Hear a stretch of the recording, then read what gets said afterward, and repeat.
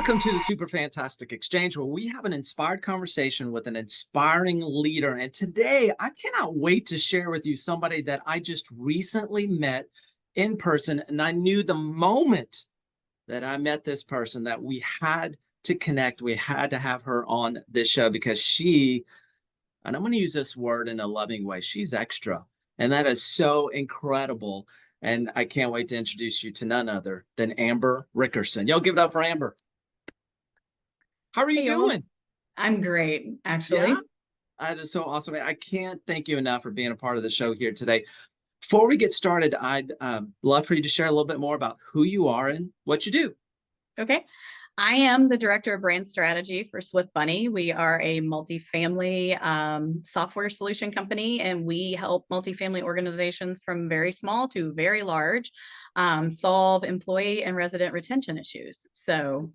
And I am the keeper of the brand. So Keeper of I the brand. do all things marketing and brand strategy.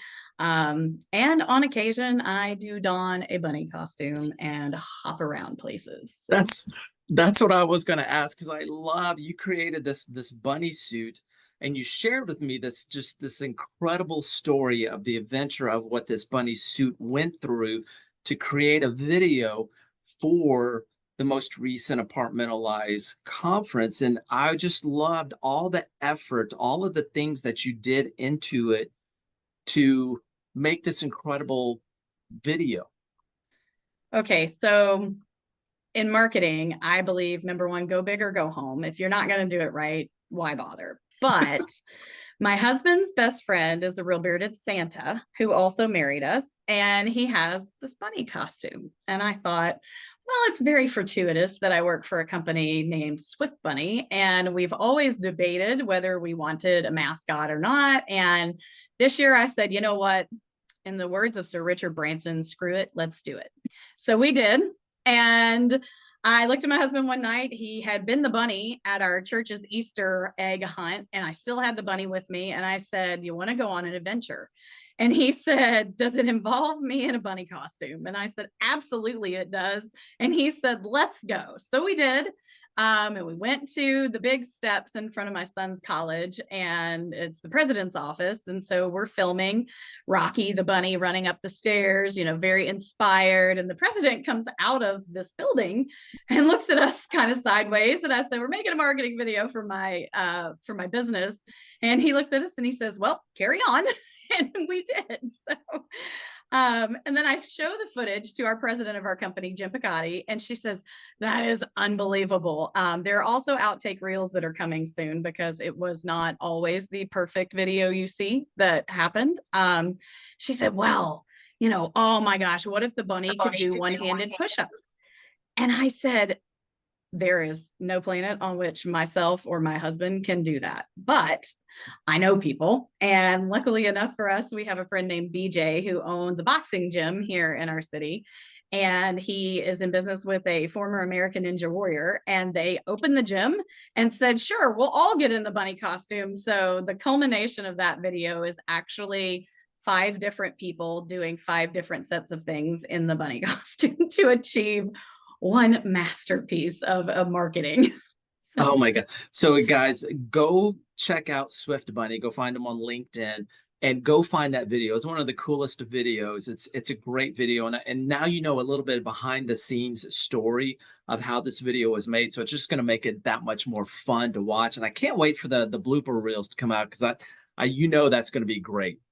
The blooper reels, because as I was sending little snippets back to our team that night we were filming, of course, it had rained all day. It was 110% Kentucky humidity that night.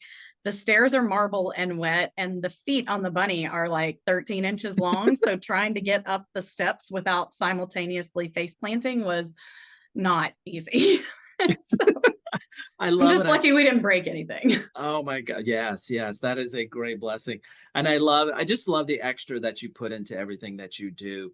And I believe that is what makes you such a unique, such a super leader.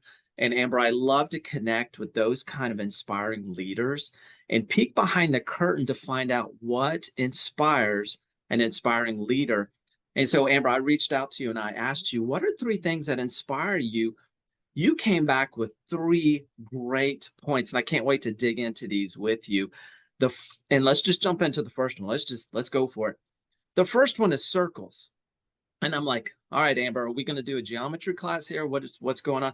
And you really have some neat things that you've listed, but I want you to share what circles means to you and why that inspires you. Okay, so admittedly, I failed almost every math class in high school and college. Math, not my thing in any way, shape, or form. But circles to me are so important. There are things that bind us in life to other people. They bind us to our jobs, to our families. And when you look at connectivity and creating culture, for sure, people talk about lines of communication being linear, and for me they're not at all. So communication is circular, and if you don't finish the circle of communication, you're not fully explaining or being able to understand what anyone is trying to communicate to you. So for example, if you take a text message and someone sends a group chat, and in this group chat they ask for something, and someone says cool and just gives the thumbs up. Well, that's an acknowledgement, but that there's no follow-up there. There's nothing that says, I will take care of it. I will make sure it's done, confirmation that it's been done, and then doubling back and saying, is there anything else that you need to make sure that we have gone 110% of the way? So closing the circle of communication for me is very, very important. And I know that they think, oh, circles and your circle of people should always be open. Not always. I don't think that you should always have an open circle of people. You have I was told at one point that there are people who are comrades, there are confidants, and then there are constituents. There are people who are for what you are for. There are people who are against what you are against. And then if in life you can count on one hand the people who are truly for you, regardless of what you believe, regardless of who you are, you should call yourself blessed. And so it helped me look at friendship and how we communicate even in business in a very different way, because just because I'm working with you on a project and we need to have a frank conversation about something doesn't mean that we're best friends or that we have to be. We can be cohorts, we can go to dinner together, we can be cordial, but we don't all have to be on the exact same circle or the exact same level with each other. And sometimes people get confused and then feelings get hurt because you're not best friends. And No. it doesn't have to be that way, because I ran a business for 6 years with my best friend. And it was a very odd relationship that we would have. And we would put on our cone of safety and our hat of safety and have business conversations. And we would have days where we would go and we wouldn't even speak to each other because we had a very heated conversation. And then we came back to the table and said, yeah, but my kids and my husband are driving me crazy. So I need you to put business Misty away, and I need my best friend Misty back because we got to talk about this. So knowing how and when to connect circles together is very, very important. Oh my gosh, I love this analogy of circles, and I think that is so good, starting out with the communication, because, a lot of us are just, I don't want to say the word lazy, but that thumbs up emoji becomes kind of like the, oh yeah, I got it, I'll take care of it. But I love how you talk about, okay, there's the acknowledgement. Mhm. What's next? Let's bring it back to the beginning to say it's done, and what else can we do? I believe, and I'm just going to keep using this, Amber. This is the extra. That goes beyond just that thumbs up. It's bringing that full circle. And the confirmation that it's been done, and not only that it was done, that it fulfilled the request. Because just Yes. because somebody requests something from you doesn't mean that you either A, fully understand it, B, can fulfill it at that exact moment, or C, are going to have someone else do it for you. We all have people who work for us, and we often need to make sure that they understand that our highest level of excellence is finishing the job. It's Mhm. not doing good enough. It's doing what needs to be done, because I was taught in sales that if there's a problem, you ask the person. Number one, you apologize. Number two, you ask the person, what can I do to make this right? Because whatever you're willing to offer them is often 50% more than what it is they're willing to ask for. Because just because you would give them, let's say, $1,000 credit for something, maybe the only thing they want is for you to fix XYZ, and that's going to cost you $100. So Yeah. why would you do something that is so much more than what they want, when what they want is what's going to fulfill the need the best? So Oof. That is so good. And I think a lot of us, when we do the communication, it's just a checkbox that we see. And that's a linear approach. But I like how you're yes. talking about it. It is such a circular approach and having that robust conversation all the way through. And that is so, and you're adding about circles of friendships and circles of, colleagues and circles of confidants and Comrades. so forth. And I believe, one of the things I so agree with you is alignments, bringing in those alignments in your life that want nothing but the best for you, and they'll call you out when you start Mhm. making, you know dumb decisions or whatever it may be. So you're speaking my language, Amber. I love what you're sharing. Now I want to jump into your second point, and you said love. Love inspires you, but you kind of qualified that a little bit with I love how you wrote this. Hear me out. It's not what you think. Know what you think. So tell us, what does it mean? Why and how does love inspire you?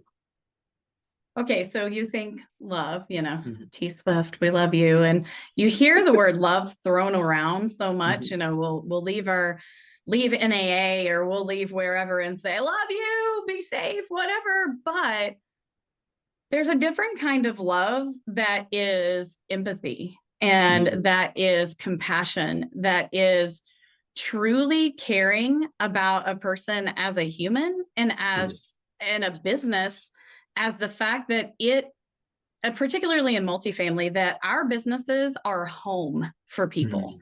We Yeah. create homes, we create lifestyles, we create jobs that sustain people's lives. Our industry is so important that we cannot do it without a level of love, because you have to love your job, you have to love what you're doing and people you are doing it with, and you have to have some level of love for humanity in general, or there is no way that you're going to make it through as an on-site leasing agent or property manager, a maintenance tech, a regional. I mean, we see in our business, through employee surveys and engagement surveys, we see how much people struggle. But the one consistent thing is that people who stay long term in a business generally had someone who loved them in that business, who cared enough to invest in them, and who was their person. Mm, And the likelihood of people remaining at their company is directly correlated to whether they are in some way connected and to other people that they work with, be that a supervisor, the people around them, even the residents. I mean, we see on-site property managers and maintenance people who will stay for the residents, even if they hate the company, they will mhm. stay.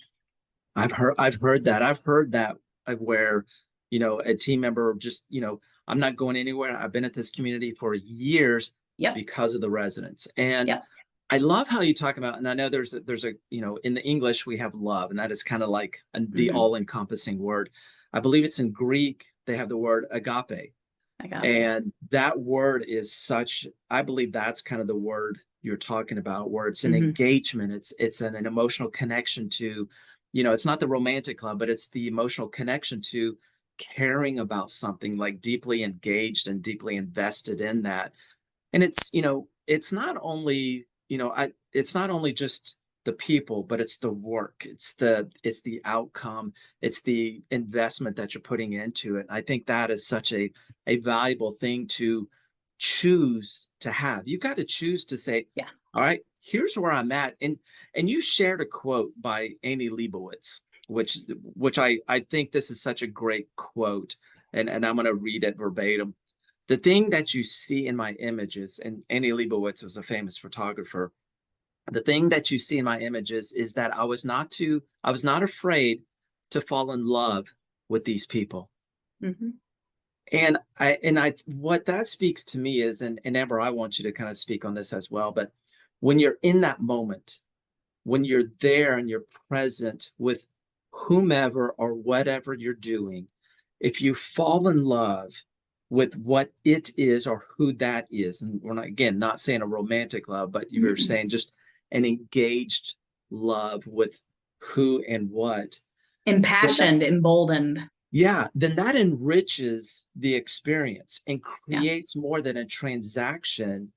It creates a transformational experience. And Yep. that not only benefits the people, the things receiving that, but it benefits yourself as well. Mm-hmm. What I So mean, like, backstory, where uh-huh. the photography thing comes in is that my husband and I were wedding photographers for 10, 15 years, him longer than me, but and then our shoulders gave out, our backs gave out, and our knees gave out, and we got old. So then we transitioned into other businesses. But you could tell in our photos, and we've been out of the industry 10 plus years, and we've had 3 requests for weddings this year.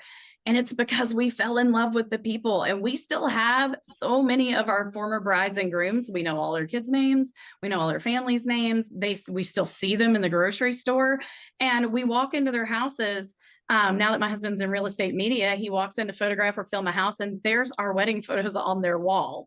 And it's one of those things that anything worth doing in life is worth investing emotionally into it, particularly for businesses and parts of business that are like brand and strategy and marketing, because sales, I believe, are mostly psychology. And if you can hit the root of the person that you need to sell to and you can connect with them, you're done.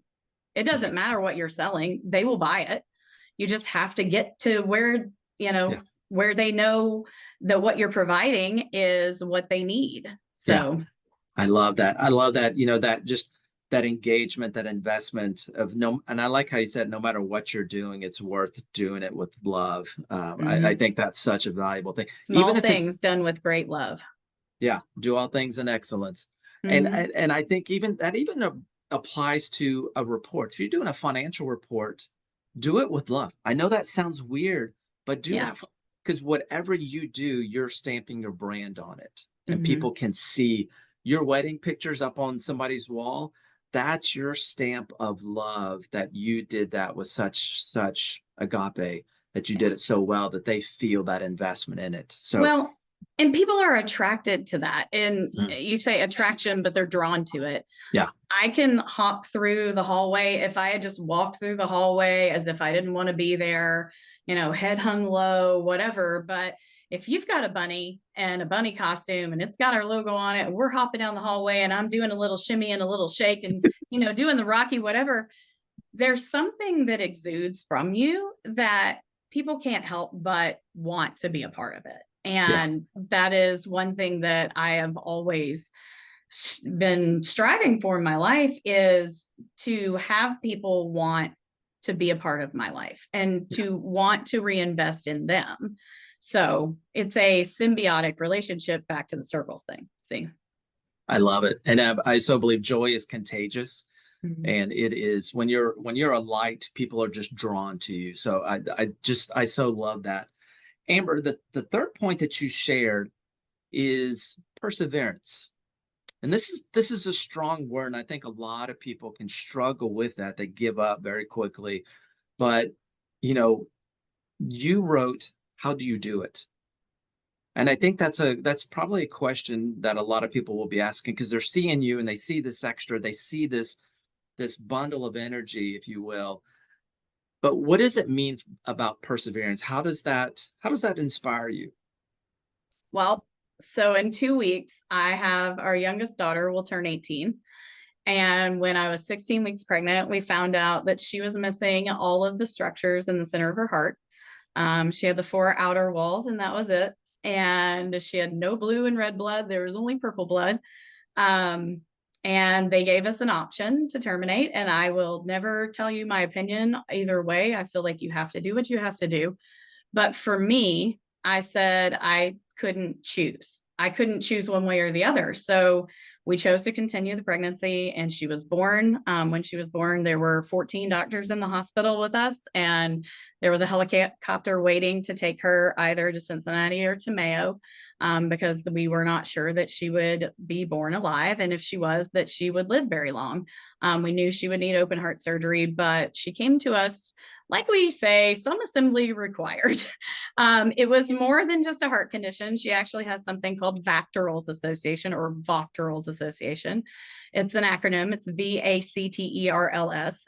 She's had 27 surgeries and spent more than 400 days inpatient. We don't even listen. If that child went in same day and came out the same day, I can't even count that high. But in watching her and in raising her, I learned, and that's where people came to ask me, how do you do it? And I said, if you were me, you would do it too.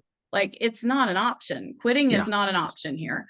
And I would watch. And there was a point at which I had a conversation with my 6-month-old in the cardiac ICU at Cincinnati. And I said to her, listen, mom will be okay.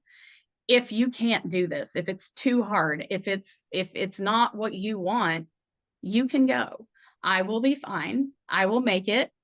Not that I didn't lay on my face on that nasty floor every night begging God for her life, because I did, trust me.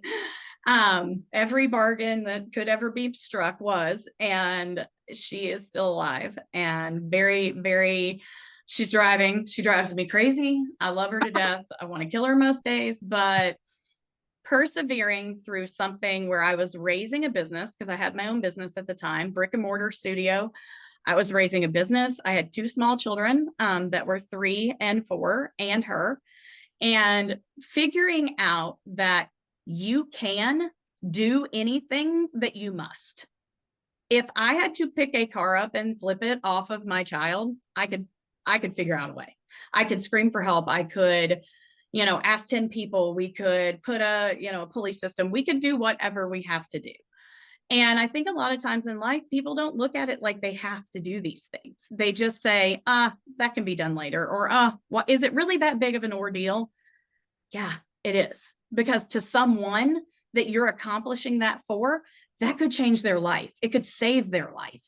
And if we look at everything with the weight of, this is something that could be life altering. This could change, especially in multifamily. Everything we do could change someone's home or their life, their ability to provide for their family. It's a weight that we need to fully embrace. And I understand, mental health struggles. I get it. We don't want to put undue stress on people, but understanding the weight of what it takes to continue on when you feel like you can't is very, very important for being able to get up every morning. And yesterday, I went and got a cortisone shot in my knee. If you asked me to get up and run a mile right now, could I? Probably, if I had to, because I think you can do pretty much anything you have to in life. Amber, I'm processing this story and just there's just so much there, and I believe It's a lot. See, I told you I'm extra. and I love that. Life has made me extra. Oh my gosh. And I think life has made you amazing, because, you were like, okay, here we are with this almost impossible situation with your daughter, being born with such struggles. And yet you persevered, you believed that it would happen. You believed, and your quote, you can do anything that you must. That's a phenomenal quote. And I think all of us should hang on to that, because, a lot of us want to give up at the first sign of a struggle, the first sign of, oh, this is going to be tough. I don't want this. But you say this so powerfully, the things that you overcome, the things that you do, and you've done it, your daughter. And I imagine, your daughter going through all the surgeries, and then you've got a family on top of that, and then you've got a business on top of that. And yet you overcame all of those struggles. And here you are telling a story, your testimony of overcoming all of those struggles. And here you are today, successful, Your daughter's 18 years old, driving you crazy, as well she should, as any daughter should, to their And parent. grateful for every Great. minute of that craziness. Grateful for it, prayed for it, begged for it. Yes. Prayed for it and received it. And got, and now people can hear your story, can hear your testimony. Maybe they're going through a similar struggle, and they're going to hear your testimony, your story, Amber, and they're going to like, you know what? If Amber can overcome these amazing odds, this unbelievable thing, maybe I can too. And there's such value in you persevering through the struggles you see today, because the results of it tomorrow could be not only for you, but for somebody else that sees and hears your story. And that's And it goes back to circles, because I would not have made it through many of the years of my life without my Vactoral mom friends who held me together. And the ladies, I literally have photographer friends who dropped their families of 5 kids in Utah and Florida and Illinois, and they flew to Kentucky and they took care of my business and my home and my children. And these circles, these women are family. yeah, And once again, it goes back to circles. If I didn't have those, I'm not sure I would have made it. I yeah. certainly wouldn't have made it with the point of view. It changed everything about how I viewed humanity. Up until then, I felt very alone. I Mhm. felt very much like I had to do everything myself. I had no idea how to accept help. But when you come to the end of yourself, where you realize that it's not about you, ultimately, it's about everyone and everything that make you you. Yeah, And that's my circle. that's your family of choice. Mhm. I love it. Amber, I could talk to you for hours. This is such a brilliant conversation. We're at the end of our time. Yep. Before we wrap up, I want to give you a chance to share a closing thought with us. Whatever's on your heart, I want you to share. Um, I would say if you're struggling, you need to find your circle. You need to reach out to me. I mean, I'm not hard to find on LinkedIn. This is my open invitation that I have been in a lot of places in life. I have dealt with a lot of things, from almost losing a child and divorce to, very joyous times and building a business all by myself. Um, Reach out, because you never know who your next best friend is. And you never know who God, and I will be so bold as to say it, you never know who God is going to put in your life for a reason, a season, or forever. And there are people who are here for all 3 of those things. And there are people who are here for just one of those things. Like my circle, I know when my daughter is getting ready to have a serious illness coming up, because that same circle that took care of me that I may not hear from for 3, 4 months, maybe even a year, they show back up in my life. And I know that they're there for the next season that's coming. And I'm ready to accept it, because I know that I can, while I can't rely on one circle to be everything, I can rely on many circles to fulfill the many different phases and things that I need in my life. And you can too. It's a build your circles. Ooh, I love it. Don't isolate, connect, No. reach out. Please reach out to Amber on LinkedIn. She is just an amazing individual, got an incredible testimony, has persevered, has built the circles. So she is one of those leaders that can help you do it as well. So don't isolate, don't be alone. Reach out, build your circles. Amber, it has been indeed an honor to connect with you. I know God kind of steered me to the Swift Bunny booth to connect with you and just be like, this person's incredible. So I'm thankful for that. Thank you so much for joining today's episode of the Super Fantastic Exchange. It's been an emotional one, but it's a valuable one. So thank you guys so much. Thank you, Amber, and we will see you on the next episode. Bye-bye.